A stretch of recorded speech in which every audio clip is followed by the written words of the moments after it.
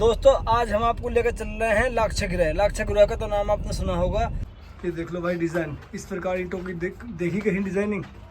ये देखो ठीक है, ये गुफा के अंदर घुस गए हम लोग। ठीक है, आ जाओ। कुछ नहीं दिखाई देने का, फ्लैश भी ऑफ हो गया अपने आप ही ऑटोमेटिकली गुफा के अंदर आने से। ठीक है, और अभी हम बाहर चल रहे हैं।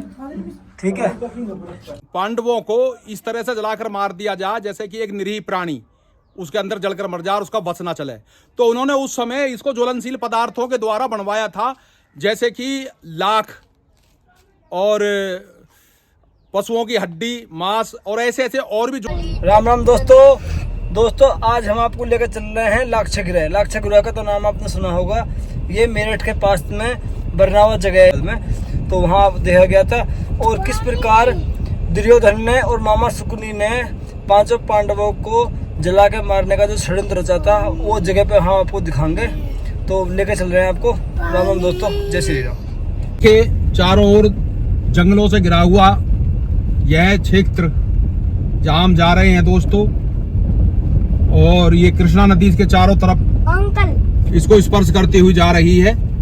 तो ये लाक्षागृह का जो बोर्ड बना रखा है उस पर देखो लिखा क्या है, लक्षक गुफा बरनावा बागपत। हाँ भाई बताओ। बरनावा की पहचान महाभारत में वर्णित वारणा व्रत से की गई है। यह हिंडन एवं कृष्णा नदी के संगम पर स्थित है। गांव के दक्षिण में लगभग 100 फीट ऊंचा और 30 एकड़ भूमि पर फैला हुआ एक टीला है, जिसे लाक्षागृह का अवशेष समझा जाता है। इस टीले के नीचे 2 सुरंग स्थित हैं। इसी लाक्षागृह में कौरवों ने पांडवों को एक षड्यंत्र के अंतर्गत जलाकर मारने का असफल प्रयत्न किया था। कहा जाता है कि पांडवों ने उक्त अग्निकांड से बचकर निकलने हेतु इस टीले के नीचे स्थित इन्हीं सुरंगों का प्रयोग किया था। वर्तमान में यहाँ पर एक श्री गांधी धाम समिति, वैदिक अनुसंधान समिति तथा श्री महानंद संस्कृत महाविद्यालय भी स्थापित है। और दोस्तों जिसे जो है गुरुकुल के नाम से जाना जाता है, और ये प्रमाणित करता। तो दोस्तों ये वो रास्ता है जो आपको अग्निकांड, जहाँ से 500 पांडव गायब हुए थे या कुछ दिन के लिए अज्ञातवास में चले गए थे, ये वो रास्ता है। आ जाओ, आपको वो गुफा के पास लेके चलते हैं। तो प्लीज़ वॉच। अभी हम पहुँच गए वो गुफा के पास में जो अग्निकांड से बचने के लिए पांडवों ने बनाई थी। आ जाओ भाई।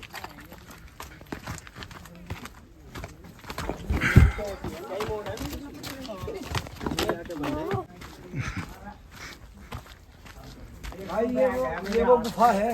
ये कितने 1000 साल पहले बनाई थी पांडवों ने अपने बचने के लिए, अपने अग्निकांड से बचने के लिए।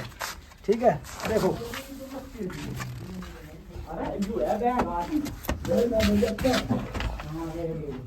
भाई अंदर घुस गए हैं। ठीक है, ये गुफा के अंदर घुस गए हैं हम लोग। ठीक है, आ जाओ और अंदर लेके चले।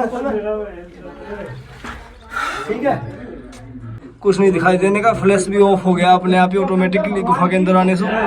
ठीक है, और अभी हम बाहर चल रहे हैं। ठीक है भाई, ये गुफा जो है क्यों बनी और किसने बनवाई, भाई इसके बारे में पूरी जानकारी देगा। दोस्तों ये गुफा एक षड्यंत्र का प्रतीक है जो दुर्योधन ने कौरवों ने मामा शकुनी के कथनानुसार बनवाई थी। उनका ध्येय था कि पांडवों को इस तरह से जलाकर मार दिया जाए जैसे कि एक निरीह प्राणी उसके अंदर जलकर मर जाए और उसका बस ना चले। तो उन्होंने उस समय इसको ज्वलनशील पदार्थों के द्वारा बनवाया था, जैसे कि लाख और पशुओं की हड्डी, मांस और ऐसे ऐसे और भी ज्वलनशील जो पदार्थ है उनके द्वारा इसकी रचना हुई, बनाया गया। और बना करके उनको यहाँ भेज दिया गया था कि भाई हम तुम्हारे आतिथ्य के लिए हमने यहाँ बनवाई है। और जब वो यहाँ आ गए तो इसका आभास महात्मा विदुर को हुआ, तो उसने देखा कि भाई ये षड्यंत्र के तहत इन 5 पांडवों को जलाकर मार देगा। तब महात्मा विदुर ने उनके लिए चूहेदान में एक चूहे को बंद करके भिजवाया। तो दोस्तों पांडवों के अंदर जो युधिष्ठिर था वो सबसे विद्वान था, तो उसने दिमाग लगाया कि आखिर महात्मा विदुर जो उनके काका लगते थे, तो वो कहने लगे भी काका विदुर ने हमें ये चूहेदानी के अंदर जो चूहा भेजा है इसका कुछ ना कुछ महात्म तो होगा। तब उन्होंने सारा आसपास को दृष्टिगोचर करते हुए कहा कि भीम और अर्जुन मेरे समीप आओ, हम यहाँ आज ऐसे फंस चुके हैं जैसे चूहेदान में चूहा। और सोचो जब एक चूहा किसी विपत्ति में जहां चारों ओर आग लग जाता है वो कैसे निकल कर भागता है। तो तब वो दूसरे जो उसके भाई हैं वो कहते हैं अग भ्राताश्री, तब तो चूहे की तरह बिल बनाकर ही निकल कर भागना पड़ता है।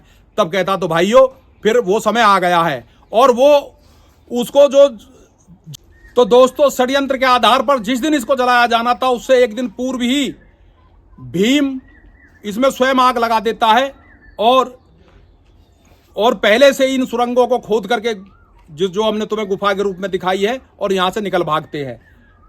और इस घटना के बाद में कौरव दल उन्हें मृत समझ लेता है और वो अज्ञातवास में और वो फिर अपने कुछ समय के लिए अज्ञातवास में निकल जाते हैं। ठीक है, जहाँ पे पांचों पांडवों छोड़ना तो कुछ है ही ना।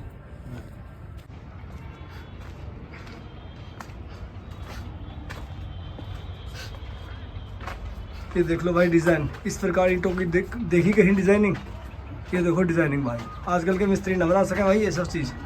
ईंटें जो है उल्टी फंस रखी हैं, देखो फंसाई रखी। तो लक्ष्य गिरे है ना, ये मेरठ से और बड़ौत वाला हाईवे है। ठीक है, ये रोड है, इस पर ये स्थित है। ठीक है, कोई भी देखना आ सके, बढ़िया जगह है घूमने के लिए और हमारी संस्कृति से जुड़ी हुई है। तो राम राम दोस्तों, जय श्री राम।